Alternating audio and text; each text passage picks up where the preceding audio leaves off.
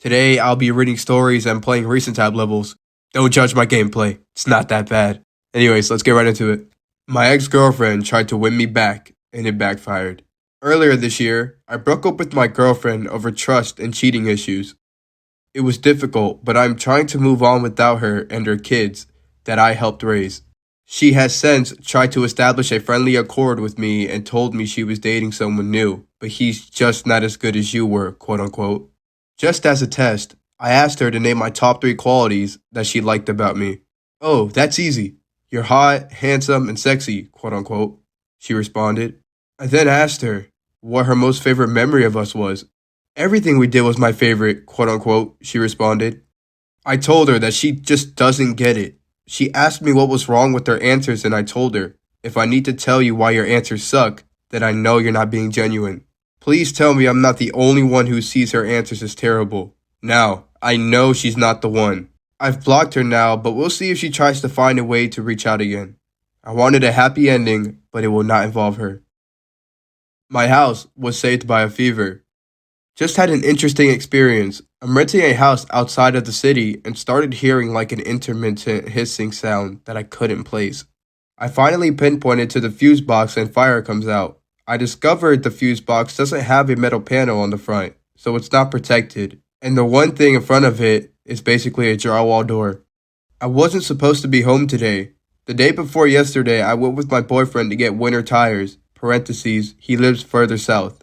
It's late in the season, but he kept forgetting to set an appointment, so cue an extremely cold day while we waited to get them done. And of course, I get a bit of a fever the next day, parentheses, yesterday, and cancel all my plans for today. Long story short, I followed the weird sound and turned off the dangerous fuse.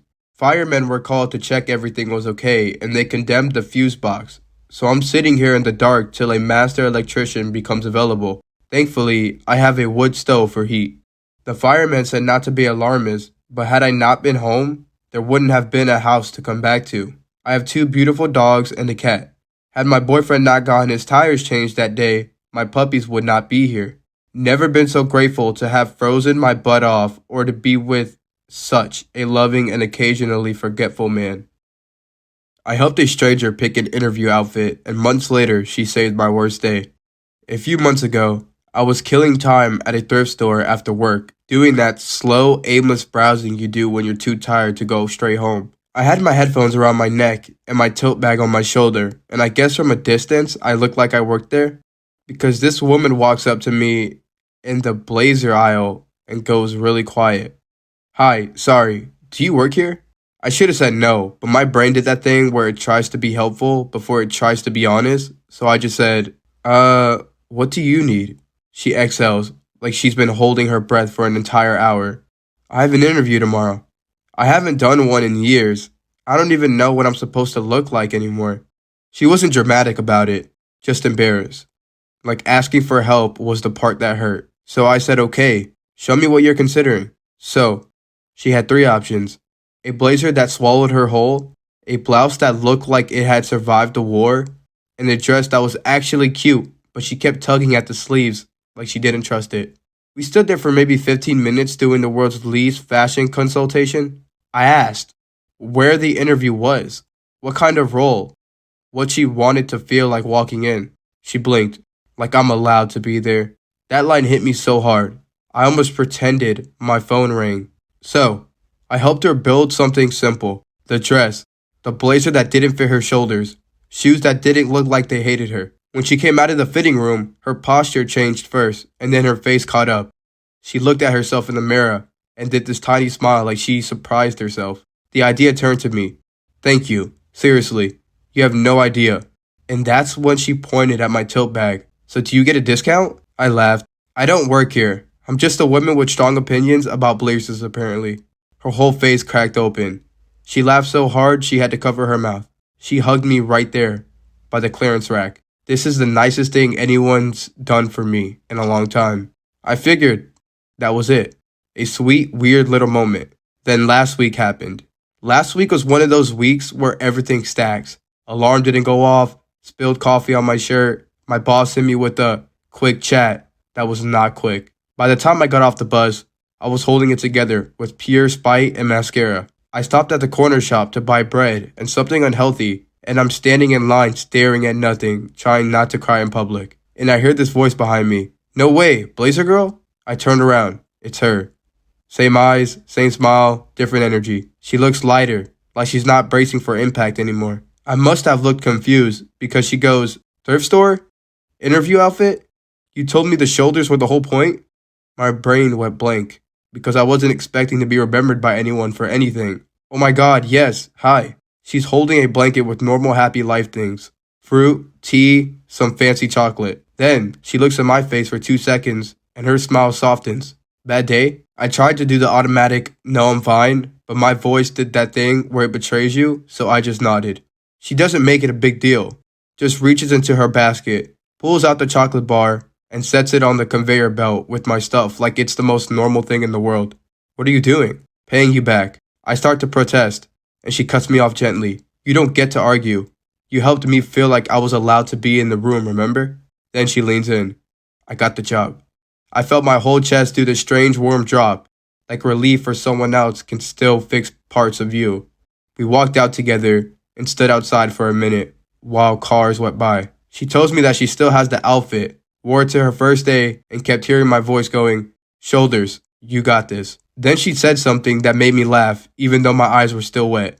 I'm not good at thanking people in a normal way, so I made a rule. What rule? If I see someone on the edge of a bad day, I do a small thing that makes it less sharp. She waved the receipt. Today, you're the small thing. We went our separate ways after that. No dramatic music, no movie ending. Just a stranger turning a terrible day into a survivable one. And I know it's cheesy, but I've been thinking about it ever since. How you can walk into an ordinary place on an ordinary day and accidentally become part of someone's story. How sometimes you don't get a big sign that you mattered. Sometimes you just get a chocolate bar on a conveyor belt and a quiet, I got the job. And honestly, that's enough. The day I accidentally became the neighborhood hero for the wrong reason. Okay, so this happened a few months ago, and my friends still refuse to let me forget it. I was home alone, minding my business, when I heard this loud scream outside. Not a normal scream. The kind of scream that makes you think, yup, this is how the horror movie starts. Nope, it was a chicken. A regular, confused-looking chicken. Trying to act brave, I said, don't worry, I got this. Spoiler, I did not, quote-unquote, got this. The chicken looked at me, flapped its wings, like it was summoning ancient spirits, and charged straight at me. I screamed louder than my neighbor. At the point I think I yelled, why are you like this, quote-unquote, at the chicken, like it would answer. My neighbor was crying, laughing. 2 kids were recording me. The chicken chased me halfway down the street like it had a personal vendetta. In the end, a little boy, parentheses, who couldn't have been older than 7, calmly walked over, picked up the chicken like it was a stuffed toy, and handed it back to the owner. The boy is the hero. I am now the quote-unquote chicken runner of my street. People still greet me with the bok bok when I pass. It's a long one, but I'm having thoughts of relapse with heroin and wrote it to take my mind away and remind myself what I've been through. My name is Jake, and I'm 23 years old. Growing up, I had 2 parents that cared for me and always wanted what was best for me. However, I was always rebellious. With my parents being extremely tight and protective, I would often disobey them and find different ways of having fun or fitting in with people that I now see were not good influences in my life. I am a guitarist, and in middle school would join a band with a few close friends. This is where my life of the party would begin. Whenever I was 14, I had my first experience getting slammed on alcohol at a party with some of my band members. I immediately fell in love with the looseness, uncaring attitude alcohol would provide and began chasing that feeling. This would lead me to my first experience with marijuana at the same age. Soon after, I'd begin smoking regularly. By high school, I was smoking weed every day and hanging around other stoners and druggies. I loved getting stoned at the skate park, listening to Alice in the Chains and riding the wave. However, none of this lifestyle would come without consequences. My parents on multiple occasions would catch me high or find my stash. This is where our relationship would begin to deteriorate. Suddenly, weed wasn't enough to keep me happy. I went against my morals, let down my parents, and beat myself up for this. I felt like a failure. I stopped caring about what they think and would begin finding out other ways to get high. I'd begin using DXM, experimenting with psychedelics like LSD, mushrooms, and DMT to try to find meaning in life. I never did. Now, instead of enjoying getting high, I was using it as an escape. By this time, I was 18 and had abused many substances: weed, cocaine, ecstasy, Xanax, Klonopin, psychedelics, and more. I realized my life was going nowhere. Something had to give. This is when I made the decision to join the United States Marine Corps. Following graduating boot camp, the feeling of brotherhood, accomplishment, and making my family proud was amazing. I found my purpose: to be a fighter in the world's finest fighting force. I was a reservist, so following boot camp, basic infantry, and most training, I would report for drill once a month. After being assigned a unit and stationed. Being a reservist, I had lots of downtime at home. I needed something to do, and I had to stay clean. Ever since I was young, I loved everything that had to do with speed and adrenaline: race cars, fighter jets, and very specifically motorcycles. Soon after being assigned my unit, I'd buy my first one, a 2012 Kawasaki Ninja ZX-6R Supersport. I was immediately hooked. The feeling of the wind, vibration of the motor, and absurd acceleration is like nothing I had ever experienced. It was my escape. It was how I got out of my head, and if I was stressed, I'd go for a ride. Despite the intensity, the stillness, laser focus, tunnel vision, and silence at speeds over 150 miles per hour brought me peace. It was me and the bike. It was me and the bike.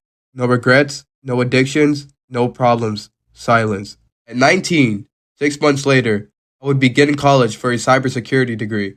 I always was interested in computers, exploiting, and coding, and was pursuing a career in ethical hacking. Ethical hackers are hired by companies to hack into them and tell them where their weak points are. This wouldn't last very long. I wasn't skilled in math and would give up and drop out my first semester. I was very disappointed.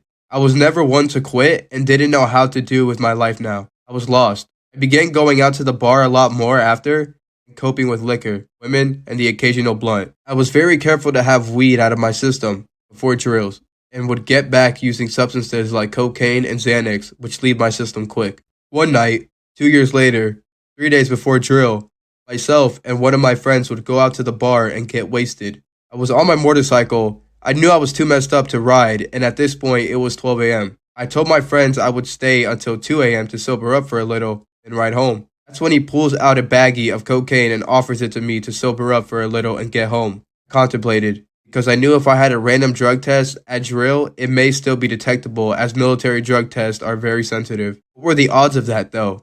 High enough. I took a line of cocaine, got home, and 3 days later, went to drill. There were no individual drug tests today. They decided to drug test the entire unit. A week later, I was notified I failed and received another honorable discharge. I was destroyed. Being in the military brought me confidence. Family was proud of me. I had moved on from being a druggie, fighting and arguing with my family. And now they'd find this out, believe I never changed. My family that was once proud of me and had the joy of calling their son a United States Marine find out I was discharged for a positive drug screen. I lost all hope and began smoking weed every day and got back using crystal MDMA, cocaine, Xanax, Klonopin, and acid on the regular. I was depressed and trying to escape, denying all drug use to family they certainly knew. I had always heard of the pleasurable effects of opioid drugs, but never had the nerve to try them. However, I was at the point of my life very desperate and down. At 21, my family forced me to move out of the house, and I got an apartment with my lifelong friend, who we'll call Chase, who was an EMT with an ambulance company. He was pretty grounded, drank often, but never used hard substances. We have always smoked weed together. That's the most he would do. We would kick back and chill while he shares crazy stories from being an EMT. Little did I know, I'd soon be an addition to his collection of stories. Soon after moving in with him, I began my search for opioid drugs and would find them quick. I contacted a good friend who I knew used to be on meth, and I figured out he'd known where to find opioids. I have always taken everything to the extreme and figured if I was going to do opioids, I was going to do it right. I asked this friend of mine if he knew where to find heroin. His uncle was a dope man and was a call away. This is where my life would change forever. I bought my first bag. Whenever I got home, I'd try them for the first time. I took a small key bump and was immediately floored. I never felt anything like this. The full body warmth, heaviness, tiredness, itches, euphoria of all my problems melting away had me immediately hooked. Suddenly, I had no problems, no worries. Physically, felt like I was wrapped in a warm, soft blanket and would now begin chasing the feeling of slipping in and out of consciousness in my first nod. I was well aware of how physically addictive heroin is and told myself I'd only use it occasionally so I don't get addicted. Little did I know, mentally, I was already hooked. I'd start using it once every few days, but this would only last half a month. I began using it every night, often redoing multiple times throughout. I could still make it through the day without using. I wasn't addicted, right? After a week of using this way, I was at work and felt like I was catching a cold and getting some back pain. This was at 5 p.m. I normally use around 9. My heroin was at home. By the time I got home at 8, I was sick and irritable and thinking about using. I was craving. Whenever I used that night, all symptoms went away, and that's when I realized I was now physically dependent on heroin. I began using more at a time, and one night disaster struck. Me and Jace were chilling on the couch, and I decided to use a little more than usual. He tried telling me not to, but I assured him I was in control. I was loaded. I caught a heavy nod and passed out. Next thing I know, I'm opening my eyes, and it's like the point of view of someone regaining consciousness after being knocked out in a movie. My vision is slowly becoming clearer, and the first thing I see is Jason's face in front of mine. "Jake, you overdosed," I responded. "Nah, bro, I'm good." I thought I was still sitting on the couch. He got nervous. He had to sternum rub me to wake me up. Boy, I was wrong. As I regained consciousness, I realized I was lying on the ground outside of my apartment with the fireman standing on the staircase in front of me. I soon realized I had a 12-prong heart monitor hooked up to me, and there was EMS, firemen, and police all around me. I really did overdose, and he saved my life. Tensed up for 15 to 20 seconds, then went limp, lost my pulse, and stopped breathing after labored breaths. He dragged me outside and began care on me then, because my pistol was on the table and he didn't want police to enter. He rubbed my sternum so hard it cracked and did CPR on me for 10 minutes until firemen arrived. They had to give me 2 extra strength Narcan to wake me up. And my "nah bro, I'm good" response to him telling me I overdosed never came out of my mouth. I was gasping for air and didn't realize it. I never told anyone about this. It was very traumatic, and the only people who know this happened are me, him, and emergency services. This didn't stop me though. I would still continue using despite concerns from my family of my loss of weight, change in attitude, isolation, and appetite.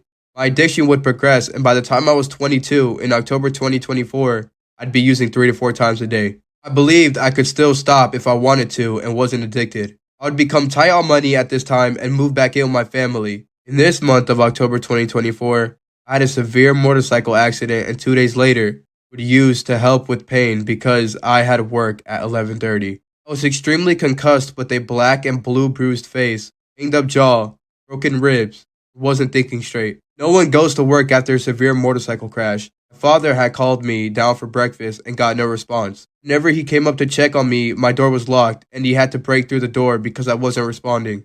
He found me unconscious, not breathing, purple skin, and no pulse on the floor with foil and heroin split on my desk. Him and my mother did CPR on me for 30 minutes before EMS arrived, and I woke up right as EMS was running up the staircase. The first thing I saw was my father's sweaty face above mine. On the way to the hospital in the back of the ambulance, I told EMT I should have died in the motorcycle accident, which I had no recollection of, or the hospital visit. Because of this, I was admitted into a mental hospital. My concussion was also causing me to repeat questions, forget what I was saying mid-sentence, and more. EMS thought I was suicidal and brain dead. However, I made a full recovery, and they would chalk it up to the result of head trauma. Following my release from the mental hospital, I'd be admitted by family into a drug rehabilitation facility. If I had any withdrawals in the mental hospital, I do not remember because my memory was wiped, very patchy, for the first few days due to the motorcycle accident. I never did detox at the rehab facility and started the 28 days when I got there. I didn't believe I still needed the help. Didn't go on my own will. Still, learned a lot and realized I am a drug addict. Following my release in December 2024, I wouldn't work the steps, go to meetings, or do anything extra for myself. I began smoking weed again and using kratom and told myself I'd never go back to hard drugs. I may have been an addict, but I learned my lesson and wouldn't use again, or so I thought. 3 months later, my parents went through my belongings and found old paraphernalia I had forgot I stashed and thought I was back using again. We got into a bad fight and I got kicked out of the house and relapsed. The past 3 months of sobriety, when I took as just staying away from opioid drugs, were for nothing. I'll always be seen as a drug addict. I moved in with a friend of mine who didn't know I was using, and over the course of the next 6 months, my addiction would progress to the worst it's ever been. I would smoke heroin every 2 to 3 hours and could not sleep without it. I'd wake up at 2 to 3 a.m. every morning, cling into withdrawal, and have to use again to go back to sleep.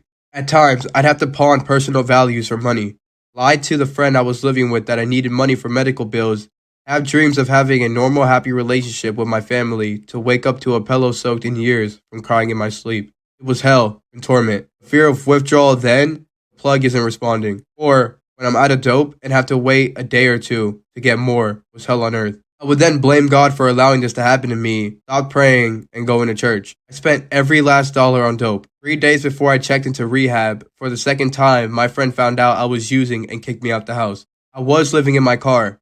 I really hit rock bottom. I cried and decided it was time to get help, and I am tired. I let my family know, and surprisingly, they were very supportive. I thought I was just lost, hated, worthless, but they just wanted their son back. Following my second rehab, I am now, as I make this post, 4 months and 15 days stone cold sober. My relationship with my family is great, and my life is coming back together. My name is Jake. I'm an addict. So far, this is my life story. I poured ketchup over my now dad, and I still call him an idiot for staying. This happened a long time ago, when I first met him and found out he and my mom had feelings for each other. They had found each other on a dating app and just wanted someone to talk to. I'm not going to get into the specific details on why, because it's not my business to tell. This was before the COVID pandemic and the global shutdown. The virus made headlines, but it wasn't in the United States at this point. Anyways, this happened when I was about 14 years old.